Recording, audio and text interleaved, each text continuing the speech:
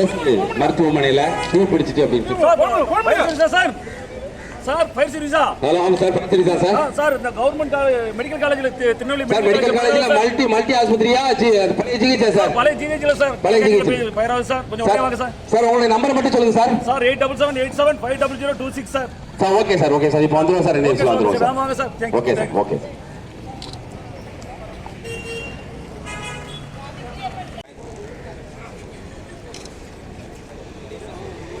இன்னும் கொஞ்சம் விடு, இன்னும் கொஞ்சம் விடுமா? ரைட். இப்போ வாங்க. ஆனப்படி கீழே எழுதிட்டு அடைச்சுங்க பாருங்க. இதனால எந்த ஒரு இதுவும் இல்லை. ஒரு ஏசி ஹால் இருக்கு, இல்லை விளைவிந்த மிஷின் ஏதாவது இருக்கு, அந்த மாதிரியான இடத்துல என்ன உள்ள எலக்ட்ரிக் பொருட்களை, எலக்ட்ரிக் சாதனங்களை அணைக்கிறதுக்காக இந்த CO2 டைப் ஃபயர் எக்ஸ்டிங்யூஷரை பயன்படுத்துகிறோம். அதுக்கு அடுத்தபடியாக பார்த்துருப்பீங்க gas fire, LPG gas fire ஆயிடுச்சுன்னா எல்பிஜி ஃபயர் அணைக்கணும் அப்படிங்கிறத நம்ம இன்னைக்கு தெரிஞ்சுக்கிறோம். இப்போ ஒரு எல்பிஜி கேஸ் ஃபயர் ஆயிடுச்சு, அப்போ நம்மளே வீடுகளில் எப்படி அதை அணைக்கலாம்? தீயணைப்பு கருவி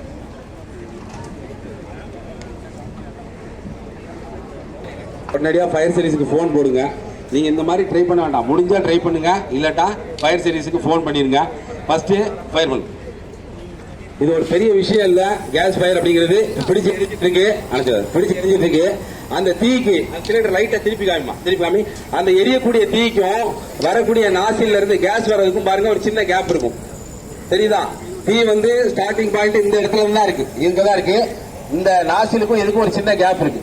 என்ன பண்றாங்க? விரலை வச்சு இந்த தீயை அணைக்காங்க. சார் இப்போ அணைக்காங்க. அந்த மெத்தட் திரும்ப 10 வயசு சுரேஷ் அடைச்சாச்சு. எல்லா வீட்லயும் இருக்கும். இந்த இதுக்கு மட்டும் எக்ஸ்பீரியா கிடையாது. இந்த பெயிண்ட் பக்கெட்டு எல்லா வீட்லயும் கண்டிப்பா வச்சிருப்பான். 50 வருஷம் ஆனாலும் இதை அப்படியே வச்சிருப்பான். இந்த மாதிரியான ஒரு தீயணைப்பு சாதனம் அது. என்ன பண்றாங்க பாருங்க, அந்த பக்கெட்டை வச்சு என்ன பண்ண போறாங்க பாருங்க.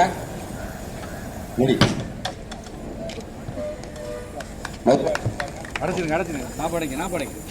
மெதுவா எடுத்து க்ளோஸ் பண்ணி. என்ன ஆச்சு?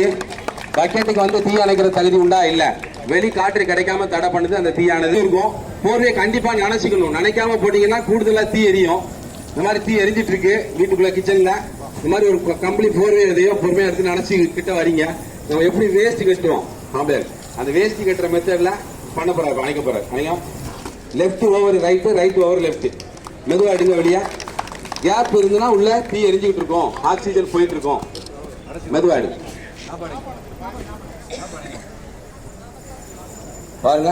வெளி காற்று கிடைக்காம தடை பண்ணிட்டு அந்த தீயானது அணைஞ்சிட்டு. CO2 எடுத்து வச்சிரு. இந்த பக்கம் தீ எரிஞ்சிட்டு இருக்கிற திசைக்கு ஆப்போசிட் திசை என்ன, அதுல வந்துட்டாங்க.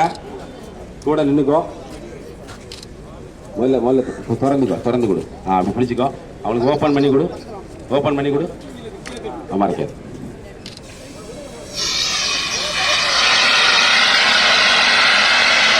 அணைச்சிட்டாங்க.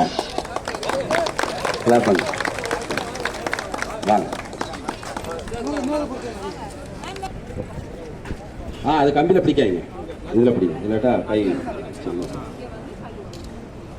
நான் சொன்ன அந்த PVC பைப்பில் தான் கை வைக்கணும். இரும்புல கை வச்சீங்கன்னா உங்க கை அதோட ஒட்டிக்கிறோம்.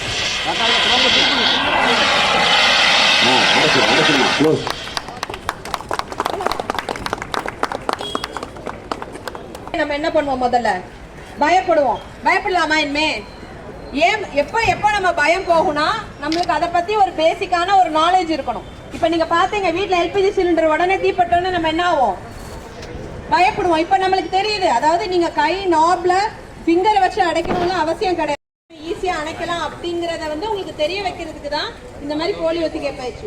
அதே மாதிரி ஒரு பெரிய தீ விபத்து எப்ப ஏற்படுது? சின்ன ஒரு சிறு தீ தான் என்ன ஆகுது? ஒரு பெரிய தீ விபத்தா மாறுது. அதனால சிறு தீ ஆரம்ப நிலையத்துல வந்து நம்ம கட்டுப்படுத்துறதுக்கு என்ன பயன்படுத்தலாம்? இந்த மாதிரி எல்லாருமே இதை பார்த்திருப்பீங்க, அப்படித்தானே? சிவப்பு கலர்ல உருண்டையா ஏதோ ஒண்ணு இருக்குது அப்படின்னு தான் தெரியும், அப்படித்தானே? ஆனா அது அந்த மாதிரியான நேரத்துல நம்ம என்ன செய்ய வேண்டிய விஷயங்கள் என்ன அப்படின்னு பாக்குறதுக்கு தான் வந்திருக்கோம்.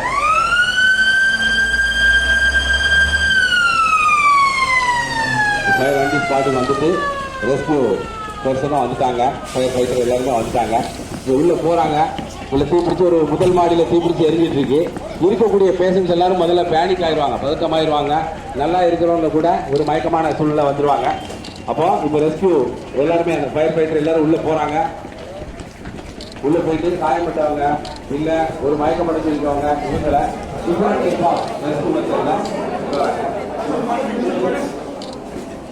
முதல் மாடியில் இருந்து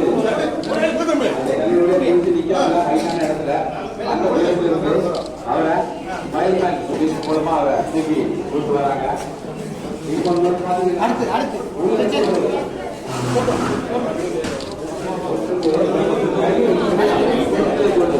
கம்பெனி அதுல ஒரு நோயாளர் அந்த லிஃப்ட் முடிஞ்சதுக்கு அங்க அப்புறம் இப்ப நடந்துட்டு இருக்குது. ஃபயர்மேன் இருப்பாங்க. உயரமான இடத்துல இருந்து இறங்க முடியாம தவிக்கிறவங்களை ஏறி மீட்டு கொண்டு வரக்கூடிய காட்சியை பார்த்துட்டு இருக்கீங்க. இதுக்கு பேர் ஃபயர்மேன் லிஃப்ட் அப்படிமா. லேடர் மூலமா ஒரு நபரை மயக்கமடைந்த நபரை கையில் கிடைக்கும் பொருட்களை கொண்டு அவங்களுக்கு ஒரு ஸ்ட்ரெச்சரோ ஏதோ தயாரிச்சு அவங்கள பாதுகாப்பா வெளியே கொண்டு வர்றது. இது இப்போ ரியல் ஸ்ட்ரெச்சர் மூலமா ஒரு பேஷண்ட் ஒருத்தங்களை வெளியே கொண்டு வராங்க, எவாக்குவேட் பண்றாங்க. அதனை தொடர்ந்து பார்த்தீங்கன்னா நீங்க நம்ம எல்லாருமே பார்த்துருப்போம், ஸ்ட்ரெச்சர் பாதுகாப்பா எப்படி வெளியே கொண்டு வரலாம் அப்படிங்கிற மெத்தட்ல பாருங்க. இது பிக்கிய பேக் அப்படிம்பாங்க.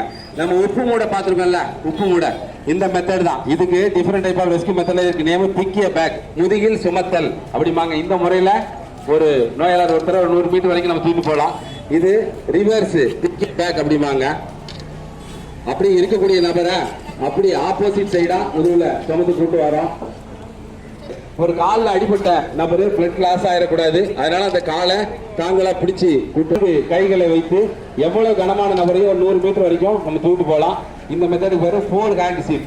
இந்த முறைகள் எப்படி பண்றது அப்படிங்கிறது இப்போ உங்களுக்கு நம்ம வீரர்கள் செஞ்சு காமிப்பாங்க. அந்த காலை தொங்கிய நிலையில தூக்கிட்டு வந்தா இன்னும் அதிகமா பிளட் லாஸ் ஆகுங்கிறதுனால இந்த ஒரு கையை வச்சு இது பண்ணியிருக்காங்க. 3 ஹேண்ட் சீட் எப்படி லாக் பண்ணீங்க செஞ்சு காமிங்க. உங்களோட கை எப்படி லாக் ஆச்சு அதை காமிங்க. 3 கை எப்படி சேர்ந்துச்சு. 3 ஹேண்ட் சீட்னா என்னன்னு உங்களுக்கு தெரியும்ல, இப்படி சேர்ந்துருக்கு 3 ஹேண்ட் சீட்டு. இதுக்கு அடுத்தபடியா 4 ஹேண்ட் சீட். 4 ஹேண்ட் சீட் இது எல்லாரும் பண்ணக்கூடியது. ஒரு காயம்பட்ட இடத்துல இருந்து ஒரு 100 மீட்டர் வரைக்கும் ஒரு அந்த நோயாளியை தூக்கிட்டு போகணும், காயம்பட்டவரை தூக்கிட்டு போகணும்னா இந்த 4 ஹேண்ட் சீட். ஒவ்வொருத்தரும் தன்னுடைய இடது கை மணிக்கட்டை வலது கையை வச்சு பிடிச்சிக்கிறோம். இடது கை மணிக்கட்டை வலது கையை வச்சு பிடிச்சிக்கிறோம். அப்படி ஆப்போசிட் நீங்க பிடிச்சு பாருங்க, உங்களுக்கே தெரியும். இடது கை மணிக்கட்டை வலது கை வச்சு பிடிச்சிட்டீங்க, உங்களுக்கு ஆப்போசிட் உள்ள கை சேருங்க, பிடிங்க பிடிங்க. கார்ட்ஸ் நீங்க தான் கரெக்டாக வந்து இந்த பிடிச்சிருக்காங்க, வெரி குட். இந்த மாதிரி இந்த முறையில் ஒரு 100 மீட்டர் வரைக்கும் ஒரு நபரை நம்ம பாதுகாப்பா வெளியே கொண்டு போகலாம். ரோப் ரெடியா இருக்கீங்களா?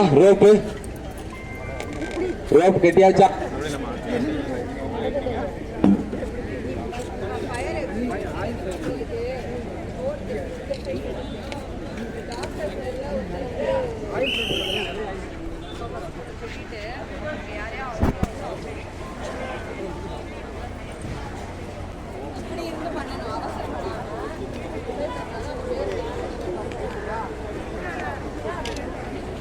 இங்கே உள்ளே வந்தோடனே இங்கே உள்ளே போய் எந்த மாடியிலேருந்து ஆட்களை வெளியே கொண்டு வந்தீங்க? எத்தனை பேரை கொண்டு வந்தீங்க சார்?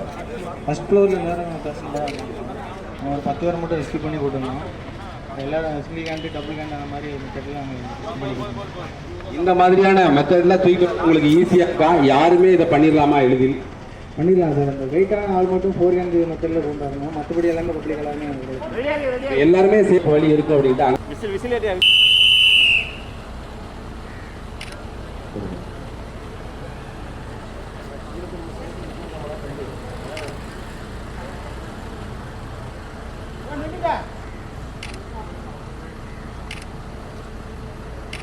மேலே பார்க்காங்க. மேலே உள்ள எல்லாரும் பாதுகாப்பாக ஸ்டேர்கேஸ் வழியாகவே இறங்கியாச்சு. அதுக்கப்புறம் நம்ம ஃபயர் ஃபைட்டர் வந்து அந்த பகுதியெலாம் தீயில சேதம் அடைஞ்சிருக்கனால மேலேருந்து அவர் ரோப் மூலமாக இறங்கக்கூடியது.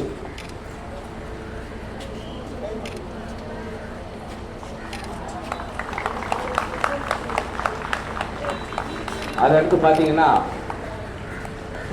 அதாவது கிளாசிஃபிகேஷன் ஆஃப் ஃபயர் அப்படிம்பாங்க. இருந்து என்னெல்லாம் சாம்பல் ஆகும்? பேப்பர், உட்டு, மரக்கட்டை எல்லாம். என்ன இது? A class fire. B class fire அப்படிங்கிறது எண்ணெய் தீ விபத்துக்கள், ஆயில் ஃபயர். எண்ணெய், பெட்ரோல், மண்ணெண்ணெய், என்ன டீசல், மற்ற ஆயில்கள் எரிஞ்சா அது B class fire. C class ஃபயர்ங்கிறது எலக்ட்ரிக், மின்சாரம் மற்றும் சாம்பல் ஆகக்கூடிய தீ விபத்துக்கள், ஏ கிளாஸ் ஃபயர். பேப்பரு, உட்டு, துணிமணி இதெல்லாம் ஃபயர் ஆச்சுன்னா அது எரிஞ்சு சாம்பல் ஆகக்கூடியது ஏ கிளாஸ் ஃபயர். இதுக்கு தண்ணியே போதுமானது. இப்ப வாட்டர் டைப் ஃபயர் எக்ஸ்டிங்யூஷர் வச்சு அணைக்காரு. எப்படி அணைக்காரு பாருங்க.